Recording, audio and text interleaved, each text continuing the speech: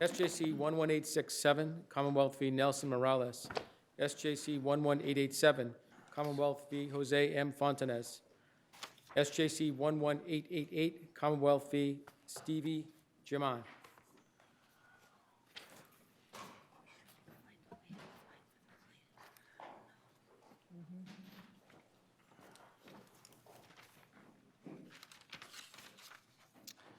Ms. Padalino, good afternoon. Good morning, Your Honors. If it please the Court, good afternoon, Your Honors. If it please the Court, Donna Padalino on behalf of the Commonwealth. And despite the length of the name of the case, I feel pretty confident that this is the most straightforward issue that you will be addressing in this morning's oral arguments. Because the question is as simple as whether or not a bail order is vacated or superseded when the defendant defaults on that bail order. And the answer can only be no. It's clear in the statutory language that when the defendant is on release, pending the adjudication of a prior charge, that means that he's not in custody, which is exactly what happened here. On that point, Ms. Padalino, did you, is there any legislative history of 58 as to what the word release, the legislature meant release? No, Your Honor, and there's no case law that specifically The question is, addresses did you look? on release. I'm sorry? Did you look to see whether there was any legislative history? I did, actually, Your Honor, and there's nothing that specifically defines release or on release, and I believe it's because it's so straightforward as to what that means. If on release does not mean not in custody, then all of the orders of any other reading would mean that conditional pretrial release is meaningless. If it's conditional explicitly because if you violate any of those conditions, for example, by not recognizing a valid judicial order to come back to court, and then their default, if there were no opportunity to then to revoke that bail because the bail order had been violated by violating that conditional order, then there would be no revocation. And think about the perverse results that you have. If a defendant defaults but is not arrested on a new charge and comes back in, his bail cannot be revoked. His bail can be revoked. If a defendant defaults, is then arrested on a new charge, his bail can't be revoked under this reading. Wait. Why can't it be revoked? Yeah. Well, under the judge's orders. But how can, under the judge's order, how do you get to the first one? How can it be revoked under the first one? Because what the judges hinged their interpretation on was whether or not the defendant was at liberty on release. And basically the default warrant, under the judge's reasoning, supersedes the bail order. He no longer is at conditional liberty because he has the threat of arrest based on that default warrant. No, but I mean, if someone defaults, I guess I've got to go back to basics here. If someone defaults and is picked up on a default warrant and brought in, presumably he can be held without bail. Yes, Your Honor. Just because he's defaulted. Yes, and even under he's this, not likely to come back. So. and even under the judge's reasoning here, that in that situation, the defendant would be able to be held on the default warrant because bail would be revoked. But what happened here was the defendant defaulted in 3 different cases. There was a default. The defendant was then brought in on a new charge, and the judge said because the default warrant issued, he no longer was at liberty. The defendant was no longer at liberty. Even though he was walking on the streets, he was no longer at liberty because he had the threat that his liberty would end once he came to the attention of the police, and they would have to arrest him on the default warrant. No, I'm not second guessing that. I'm just saying, as a practical matter, he's brought back to court because there's a default and a default warrant. He has committed another crime, or there's probable cause to believe he's committed another crime while on release. You don't have to go through that whole process of establishing that he's committed another crime, then that would poses a danger because he's defaulted. And so he's defaulted, and he's shown discretionary. That's the right. I mean, right. It's absolutely discretionary, and the purpose of the bail is to assure the court that he will appear at the next hearing. He's already shown that he will not recognize that valid judicial order. But these three defendants had obviously the default, they hadn't been brought in yet on the default, is that right? Right, Your Honor. They came to the attention of the police because of a new arrest. But they could have, in theory, if they had been brought in, the judge could have said, I'm gonna re-release you. Right, absolutely. And the Commonwealth did ask for revocation in all three of these cases, but it could have been within the judge could have ordered that the defendant be re-released on personal recognizance. That certainly would have been within the discretion of the court. But here, instead, what the judges said out of the Roxbury Division of the Boston Municipal Court was that he did not have, two judges, did not have the authority to revoke the bail because the defendant was no longer on release, essentially because he had the cloud of arrest that affected his liberty, and therefore he was not on release. Just an informational question. Was this something that was just centered in the Roxbury Division, or was this happening in other branches of the BMC or district court? We've only seen it from the Roxbury Division of the Boston Municipal Court, Your Honor. That's the only place where this interpretation has happened, and I think there hasn't been case law about, again, what it means to be on release pending adjudication of a prior charge, because it is so straightforward. And these orders, despite the age of the bail statute, this has never been questioned before because it is such a common sense interpretation. And there can be nothing that on release means if it doesn't mean not in custody. There are a couple of benefits, I think, too, that the defendant loses if the statute is interpreted in the way that the judges below say. For example, any speedy trial rights the defendant would lose in the underlying charge. So one of the purposes of the revocation is that it be brought to trial within 60 days or 90 days, depending on what the revocation is based on. The defendant would lose that because under the judge's interpretation, that underlying case is suspended. I couldn't find any interpretation what that meant, suspended, but that case is basically on pause. And so those speedy trial rights on the underlying charge are lost to the defendant. Additionally, I think there's an argument to be made that any jail credit that the defendant earns would only be on the second charge and not on the underlying charge. And that's because that case, again, under this judge's interpretation, would be suspended for what that means. And so there are all sorts of absurdities that roll from this, from these decisions, and the Commonwealth asks that you vacate the denial of the Commonwealth's request to revoke bail here and send it back so that the judge can make a determination as to what whether the bail should be revoked, or in the discretion of the judge that he makes another decision, but that the bail be revisited. You could, I mean, I get your point, but in theory, of course, you could in each one of these cases end up with the exact same result. Yes, Your Honor, and it's more, we took these petitions under Chapter 211, Section 3, because To clarify what it meant. No, right, fair exactly, because no case had touched it before, and because the readings seem to be so tortured. If there are no further questions, All right, thank you. the Commonwealth rests on it brief. Thank you.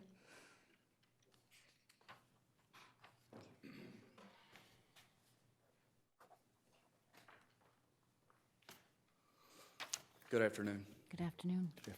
Mr. Chief Justice, may it please the court. My name is Justin Brown, and I represent the defendant appellees Nelson Morales, Jose Fontanez, and Stevie Jaiman.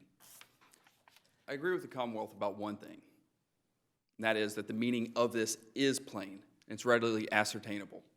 Now, this court, when it interprets statutes, when a term or a word is not specifically defined in that statute and is not otherwise defined in case law, this court looks to the plain and ordinary meaning, essentially most often a dictionary definition of it. And in this case, I'll start with the word release. And I think that one thing that the Commonwealth ignores, which makes all the difference in this case, is the word on. We agree, it seems, that release means someone is permitted to be free. The word on means that they are still in a condition of, they're in a condition or state of that release, that permission to be free. So someone who has been released, who is no longer permitted to be free is no longer on, that is, in that condition of release. And that controls in this case because under Section 58, a prerequisite to bail revocation is that a defendant be on release pending the adjudication of a prior charge. But does that make any sense? It does, Your Honor. Why? It makes sense for a number of reasons. I think that when we look at, I guess, stepping back a little bit, it seems that what the Commonwealth is suggesting is that bail revocation under Section 58 is supposed to apply in the most broadest sense. Yet this court itself has repeatedly said that in Pagan, for instance, in Paquette as well, that Section 58 is narrowly defined.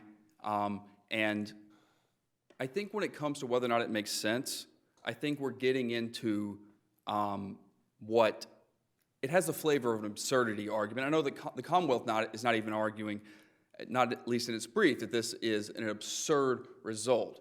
So from the standpoint of whether or not this makes sense, I think that's more of a determination for the legislature. Now, one of the things that when we look at what Section 58, the way it's designed, the language that it's used, it contemplates that the first step is revocation of the bail. That is canceling the existing order that, but for revocation intention, would automatically allow that person's release. So step one, revocation, and then the detention order. What Section 58 also guarantees, as recognized by this court in Pagan, is a speedy trial.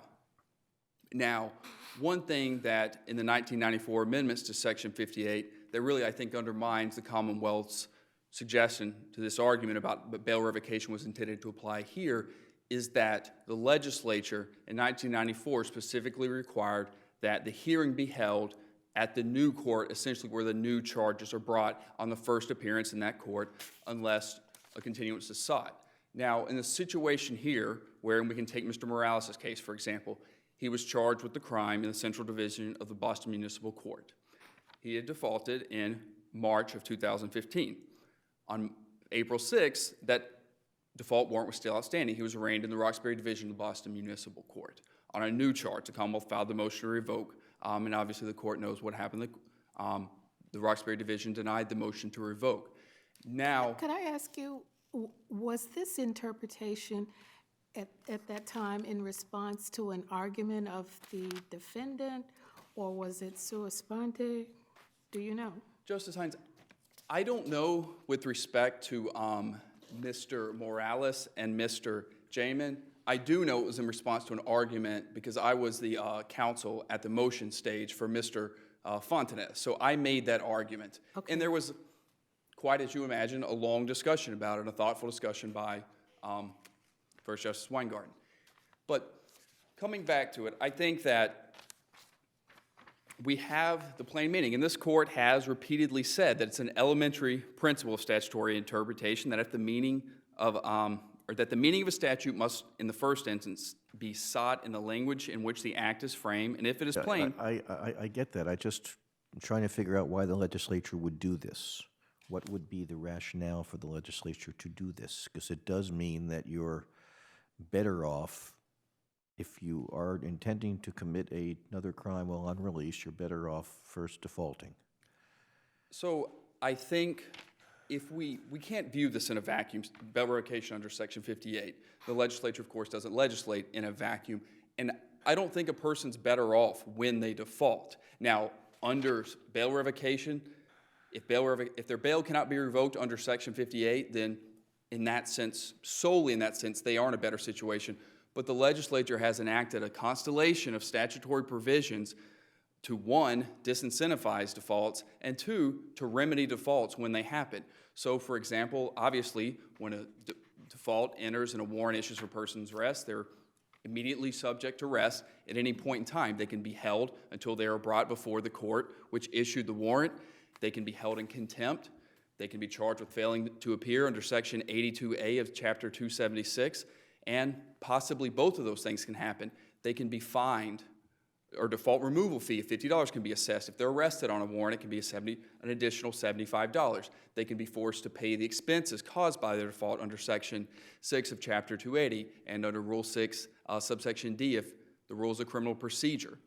All of these things, the court should use them in their interpretation of whether or not the legislature intended Section 58 bail revocation provision to apply here. And of course, the only evidence about the intent we have is the language itself.